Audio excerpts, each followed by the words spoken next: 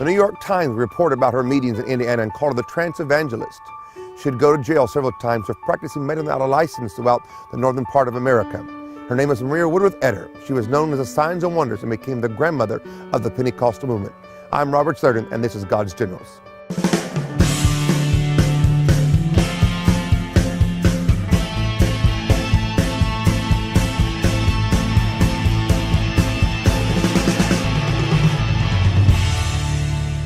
In 1844, in Lisbon, Ohio, Maria Woodworth Etter was born. She'd be the first lady in Pentecostal circles to be called the grandmother of the movement. She'd have all 9 gifts of the Spirit, practicing divine healing, casting out demons, and believing in women preachers all before the Azusa Street revival of 1906, which in history we say is the date that the modern Pentecostal movement began. But she predates all of it with all the power, signs, wonders, and controversies and criticisms. And we're going to enjoy looking at her life, because her life also develops a mantle that lives today in American religious scenes. The great healing mantle that we've seen on Mother Etter, came to Amy Sybil McPherson, came to Catherine Kuhlman, and came to Benny Hinn. This mantle of healing has gone from every generation since its conception in the life of Mrs. Etter. She was not raised in a Christian family like most of you and I was. She was raised in agricultural time in American history. And when she was baptized in water, they said a great light came and held over her for a while, which signified to the country people that there was something special about this girl that God had planned for her life. When she finally began to become aware of God in her life and wanted to seek the Lord, her brothers and sisters told her to quit being so religious and, pushed her aside or made fun of her, but she stayed true to her inner convictions. But then one day she had a vision. It's about a 2.5-hour vision, she states in her journal, that she went out into the Spirit and she saw herself standing in a great field of wheat. And all of a sudden, in this vision, the wheat began to fall all around her to the ground. And the voice of the Lord spoke to her and said, "The slain of the Lord shall be many through your ministry." She'd come into that to mean 2 things. That people get saved by the thousands, and the phenomena of being slain in the Spirit would become one of the unique signs that would follow her preaching and her praying. And that's the way she believed that God communicated to her that her ministry would have these type of things happening early in her life. She got married to a Civil War veteran. She tried to be, like a normal family, husband, wife. They had 6 children. They were farmers. All of her children died but one. Her last daughter, Lizzie as they called her, lived, but she actually would bury Lizzie before she would die. So in honesty, Maria Woodworth Etter's life, all of her husbands would die, all of her kids would die, and then she would die alone with just her friends and her church family around her. So that's kind of tragic. But before we get into all the ending of her life, let's get her into the ministry. You have to realize, too, that in the middle 1800s and the early 1900s, women preachers were not accepted. So she began to pioneer not the power of the Holy Spirit, but also help pioneer the acceptance of women ministry. When she finally said yes to call to preach, she told her husband, "Let's go for ministry. The farm's not working. Our children are going through death and sickness and things. Let's go for God." So there was no alternative. He said yes. So she went and sought ordination from a little ministerial group in Ohio. And they thought, well, since she's being persistent, we'll ordain her and she'll go away. When they ordained her, she didn't go away. So they thought, well, let's do number 2, and maybe this will make her go away. Let's send her to the worst place we know and let her go try to do a revival meeting there. They called the place the Devil's Den. So she goes there and starts a meeting. Other preachers had tried. Their best preachers had tried to hold revival meetings and plant a church there, and they all failed. So the brethren thought this would be a sure way to get rid of Mother Etter. She goes there and starts preaching. Nothing happens, but one unique thing is happening. It's a woman preacher. So the crowd comes. Realize, folks, there's no TV, there's no radio, there's no internet, and there's no anything. So when there's the oddity of a woman preacher in town, you show up because that's town entertainment. So they begin to come to see the woman preacher, and slowly breakthrough happens. And she stays there long enough to establish a church and a Sunday school of over 200 people. Now, in those days, Sunday school was like today the cell group ministry is today. All over the world, the cell ministry is exploding and it's going. It's a way that the churches are growing and extending the ministry of Christ in the earth. In those days, the concept of Sunday school was brand new. So for this woman to establish a church and a successful Sunday school in the devil's den made this group of preachers say, God is with this woman.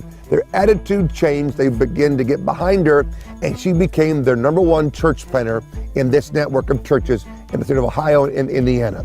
When we come back, we're going to start talking about the miracles and the unusual manifestations that God did through her. After she became successful as a church planter with the group of ministers that she was with in Ohio and throughout Indiana, she began to travel to other states, and her notoriety began to gain in the national consciousness of America. She was looked upon as one of the top 10 preachers of that time period. Now, to explain Mother Etter's life and ministry, we have to kind of picture for a moment what a meeting would be like in those days. Number one, they were in a tent like we are here today, and they did not have hotels or microphones. They drove the old-timey cars, and they had the old-timey trucks. And if there was not a home for her to stay in, she'd put up her own tent outside the big tent, and that's where she would sleep. Her meetings would go from 7 weeks to 7 months, every night and every morning. Now, some of us get tired. We have to go to church 3 times a week, or we go to church and the preacher preaches an extra hour or 30 minutes, or it goes beyond our normal Sunday morning comfort. But can you imagine her meetings go from 7 weeks to 7 months, and it would start at 9 o'clock in the morning, and some of them would not end until midnight, and there was no break. So she would just roll them all day long and just keep going and let the Spirit of God move. Now, there'd be singing, of course, there'd be preaching, but then the Spirit of God began to do different things in the crowd. Healings would take place, demons would be cast out. Now, the unique thing that would happen would be people would fall into trances. Now, that's why she got called by Dowling, others who became her critics, this trance evangelist or evangelism they thought was of the devil. Now, what would happen in her meetings? Why she'd be preaching, people that were Christians and that were not Christians, both men and women, young and old, anybody, the Spirit of God would come on and they would go into a trance. Now, a trance is something where your body freezes and you go out and you see something that God wants you to see. They would see heaven, they would see hell, angels, demons, or pictures from their life that God would show them, and they would come back and talk about it, or want to get saved, or they have some type of thing they need to talk about and get right with God. And so that's how it would begin to happen. Now, these people would go into trances. Some would go for 10 minutes, she'd say, 30 minutes, all day, all night, and some longer she wrote about. So we have all different types of lengths of these trances and manifestations of God's power that would happen in Maria's meetings. Now, she did not orchestrate that. She was probably in the beginning the most shocked by it, even when it happened to her.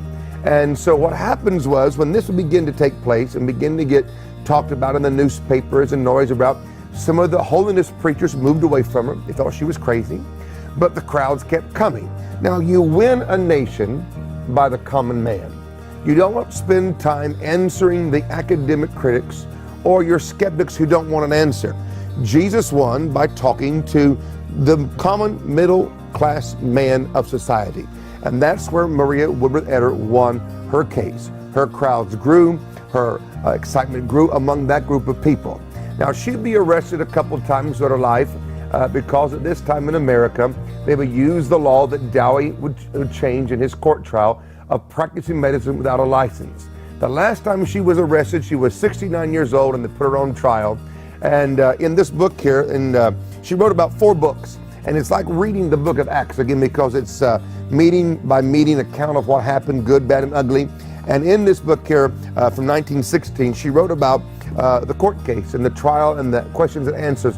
And it's very interesting. Well, when did this begin to happen? She said, well, it began to happen in the early days, and they thought she was into hypnosis, and did she study that and all that? She goes, I did not study any of that. I was preaching, and it began to happen, and at first it caught her off guard. Now, the thing I want to also share about is, in the Bible, we have trances being listed. That's one of the kinds of visions that God gives. There's the inward vision, there is the open vision, there's the trance, and there's the night vision or the dream. And so Peter went up on the rooftop while they were fixing lunch, the book of Acts says, and he fell into a trance. And he saw the sheet come down with the unclean creatures on it, and the voice of God said, kill and eat.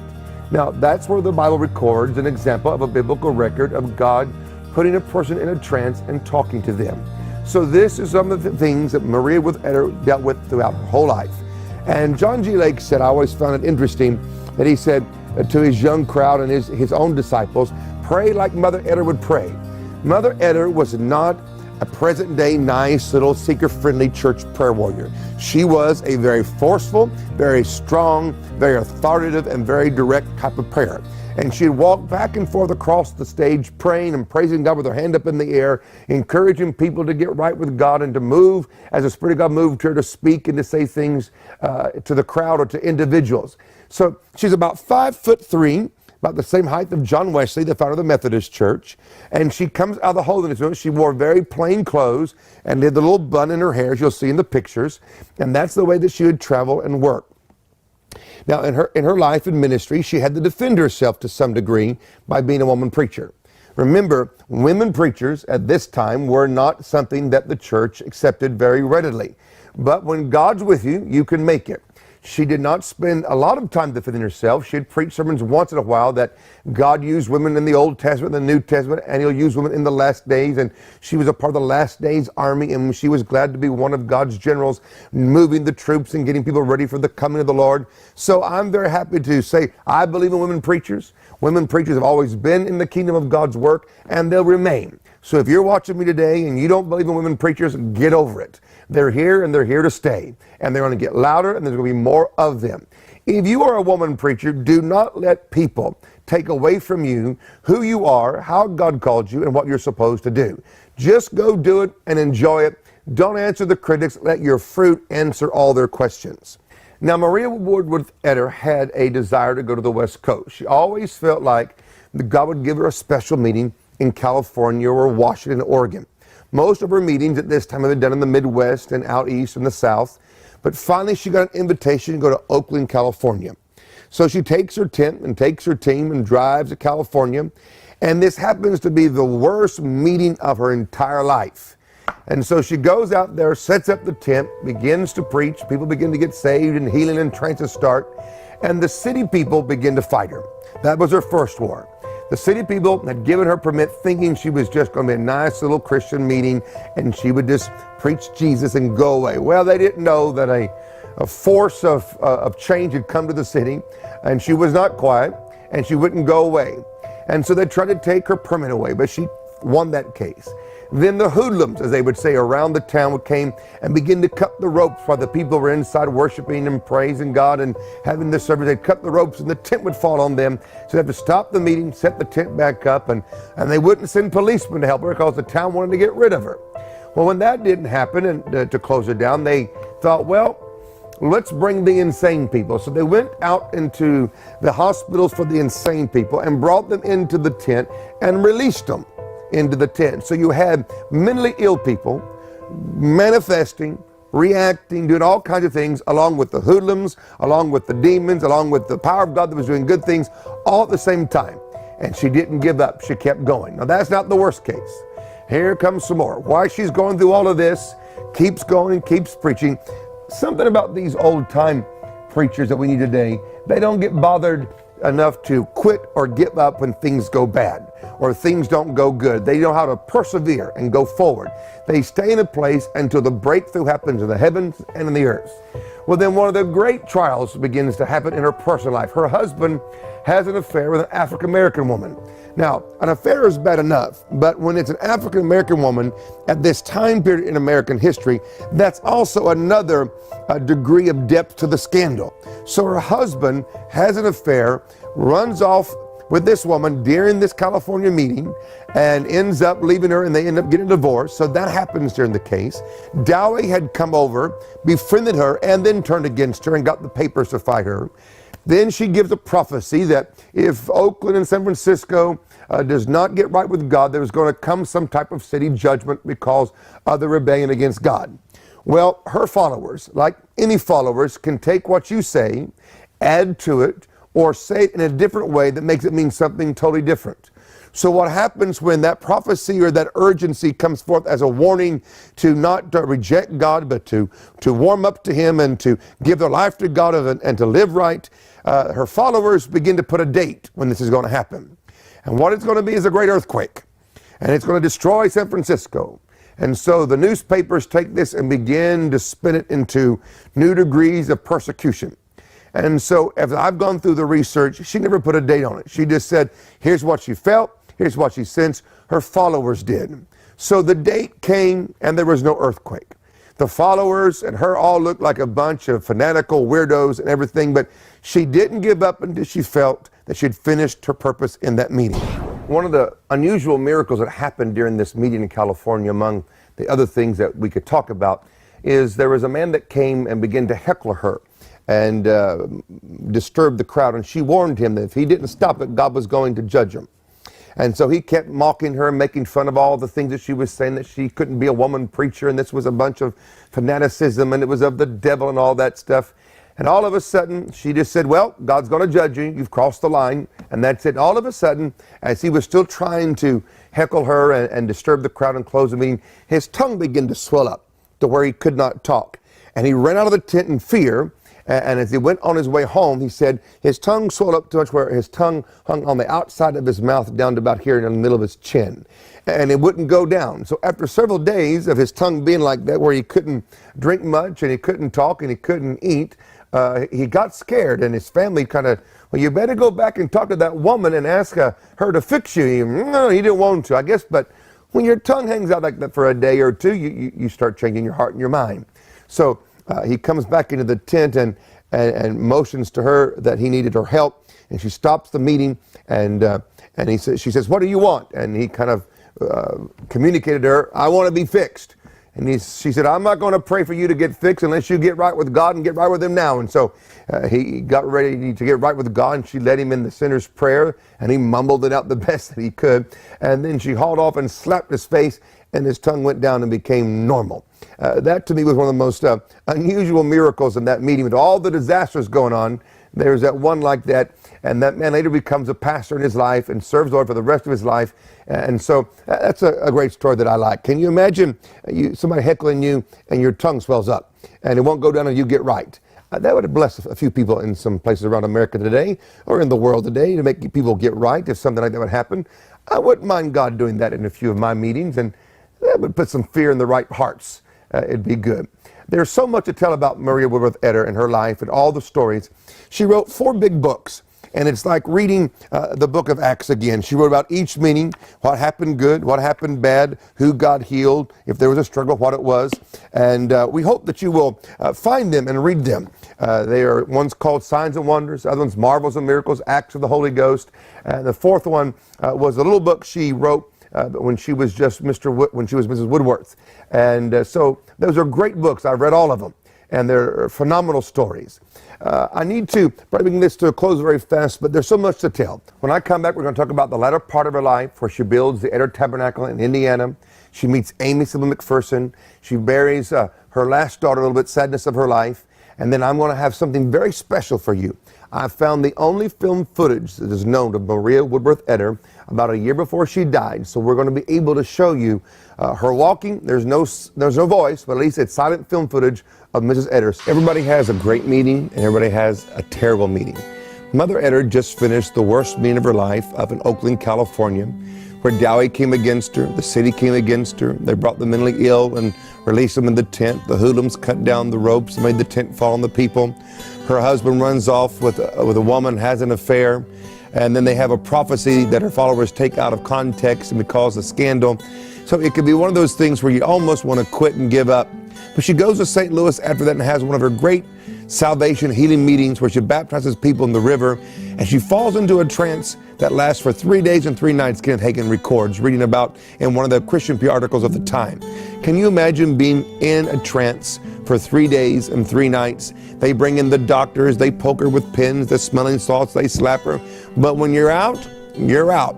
They say when she came back, she picked up in the sentence where she left off and kept preaching and did not know that she'd been gone for that amount of time. When they asked her, where'd you go? What'd you see? She said, I've just been out communing with the Father, seeing heaven and seeing the future and seeing different things. I wish it had been more detailed, and wrote a whole chapter in her book about what she saw while she was gone for that length of time. In her life, after that, she remarries a man named Samuel Etter. Now, Samuel Etter was known as what we would call today a ministry of helps person. Mr. Woodworth was not quite of the same disposition. Samuel Etter loved helping people in the altar, setting the tent up, selling the refreshments, selling the books, helping in every way he could, help his wife and the people seeking salvation and healing. People loved him. In her journals, she only writes about him a little bit, and then there's what we call the silent years in her life. I think it's about 14 years where she does not record much of her preaching or her crusades or her meetings like she did in the other times of her life. I think what happened, she had a good marriage, good things had begun to happen, and she just relaxed and enjoyed life. And the meetings she had were just the ones that she had, and she did not write about them as some type of big campaign or big crusade. At this time, she's become the great mother of the Pentecostal movement. The Pentecostal movement is a baby in its infant stage. She's senior, she's mature, she's the elder statesman, and all the young Pentecostals look to her as somebody they can follow, get advice from, and how to work with the gifts of the Spirit, how to flow in healing, how to cast out devils, and how to have successful healing campaigns. She could go to Dallas and work with F.F. Bosworth to help build the first Assemblies of God church there. But as she gets older, she has two tragedies that happen. Samuel Etter passes away, she buries him, and then when back in Indianapolis, Indiana, where her headquarters are, her daughter is walking across the street one day and gets hit by a car, and she dies. So in Mother Etter's life, she buries both husbands and all of her children before she dies. That's really not the way life should be lived or how the natural flow of life should be done. Can you imagine the tragedy and the heartbreak when she saw that her only living daughter, she had to do the funeral for and buried her? So as she got older, she did not travel much. She built a big church that they called the Etter Tabernacle. Today, it's the Great Assemblies of God Church in Indianapolis, Indiana. I think it's called Lakeview Christian Center is what it's called. And in her older years, she began to lose the strength to walk and to stand. So before church, they would get her dressed and put her in her chair, and they'd walk her across because her house and the church were next door to each other. And they'd walk her across in the chair and place her in the chair on the podium or on the platform. And when the anointing would come, she would stand up and preach like she had no problems. And when it would lift, she'd get back in the chair, and they'd carry her back across and put her to bed. That's how she lived out the latter part of her life. Mrs. Etter is one of those people that if you want to follow somebody's faith and know that there's not going to be a great problem, it is her. Mother Etter is one of those whose doctrines were great to the end. Her moral life was great to the end. She overcame the problems that she faced with class and with clarity and with the decision not to give up no matter how bad it was. We can follow her natural example and her spiritual example. I hope you'll spend time and read more of her books and more of her sermons and understand here was a lady that had all 9 gifts of the Spirit, spoke in tongues, got people healed, cast out devils, all before the Azusa Street revival. She predates the outpouring of modern Pentecost, and she becomes the grandmother of the great movement of Pentecost, and we're so thankful she lived, she obeyed, and she didn't quit when things got rough. One of the great things we can learn from Mother Etter's life is when she goes through hard times, when she went through that great, terrible meeting, when she went to jail for practicing medicine without a license, when she buried both of her husbands and all of her kids died, she didn't get mad at God. She didn't give up. She didn't walk away. She stayed faithful to her call, faithful to her faith in Christ, and made the devil suffer because she kept doing what was right, kept preaching, kept obeying. When you go through a trial, when you go through a problem, don't let the emotions dictate to you. Let your decisions of your heart dictate to you, and always make the devil pay by doing good things for Jesus, represent him with boldness, with no shame and no fear, and finish your course on earth with everything complete. So when it's time to go, you've finished your course and you're ready to leave, and there's no regret and there's no complaint about what you've done. Would you be free?